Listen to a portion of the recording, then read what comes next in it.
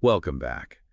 I always love these deep dives, but art studies, there's just something about it. And I think you're going to find this one really interesting. Yeah, I'd have to agree. I mean, who doesn't love a good masterpiece?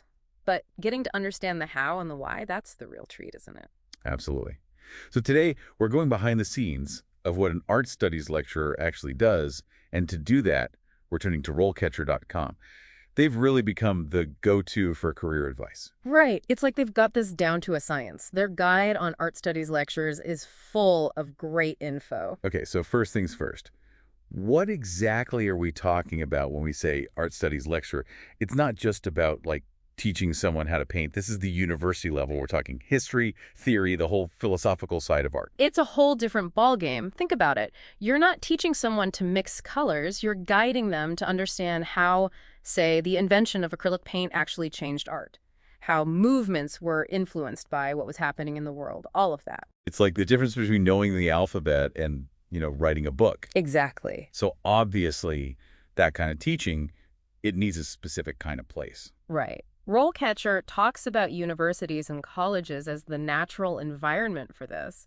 You might picture these quiet ivory tower settings, but it sounds like it's a mix of stimulating discussions and, let's be honest, probably a lot of late nights grading. Oh, I can only imagine those debates about the meaning of some avant-garde performance art piece.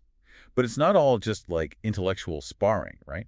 What about actually having a career in this field? Well, that's where RoleCatcher's insights on job outlook get really interesting. They're predicting a 9% growth in this field between 2019 and 2029. Wow, that's pretty significant these days. Yeah. But I imagine actually landing a job as an art studies lecturer is no easy feat. You're right. RoleCatcher doesn't sugarcoat it. They make it clear it's competitive. They talk about meeting real passion, not just being in it for the paycheck. It's about shaping how people think about art, getting them excited about it. Okay, so passion's a must-have. But what about actual practical skills? What makes someone good at this? So RoleCatcher says that instructing makes up something like 68% of what an art studies lecturer does. Well, yeah, that makes sense, I guess. But it's more than just standing at the front of a classroom. It's about how you get those ideas across.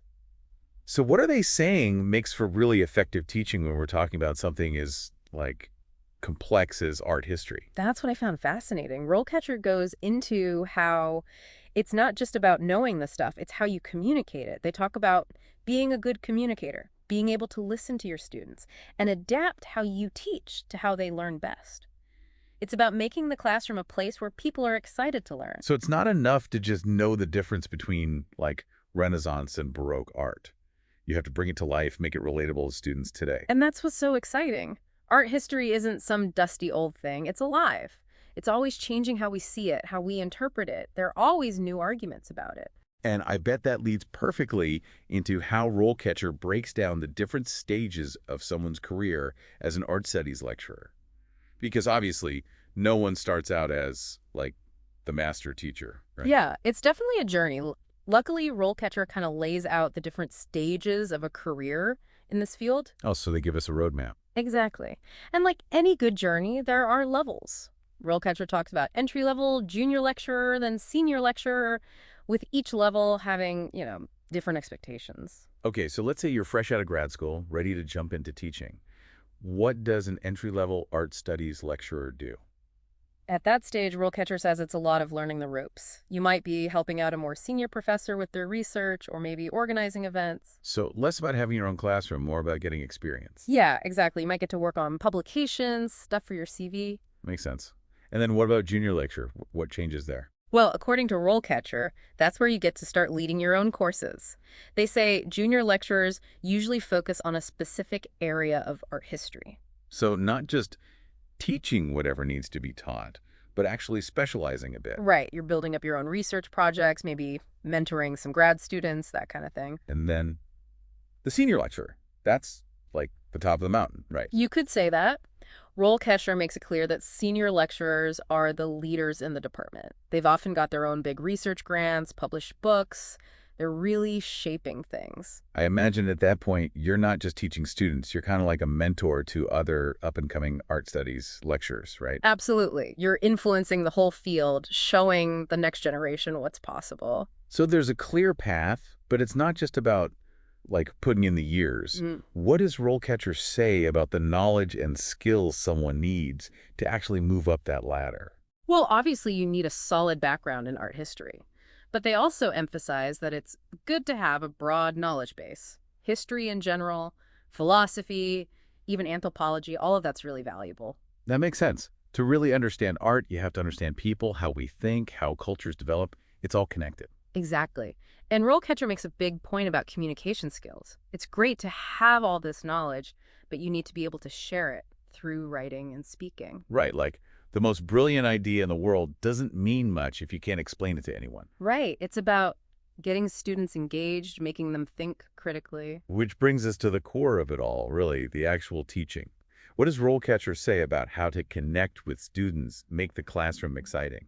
Well, RoleCatcher definitely gets that teaching art history. It's not like just memorizing a bunch of facts and dates. Right, they're big on making the classroom a place where students really connect with the material, with each other, And that's where I think a good lecturer really shines. Totally. It's like you're creating an experience, not just giving a lecture. Yeah. So how does RoleCatcher suggest you do that? Well, they talk about mixing up how you teach, not just relying on the old lecture format, using visuals, which makes sense with art, but also discussions, debates, even field trips. Oh, man, the field trips. Yeah. Imagine taking your class to see, like, the Impressionists in Paris or those cave paintings everyone always talks about. Talk about bringing history to life. Right. And they also talk about the role of technology. I mean, using projectors to show art, that's pretty standard. But using multimedia, online tools, even virtual reality, that's next level. It really makes you wonder what's next for art history classes.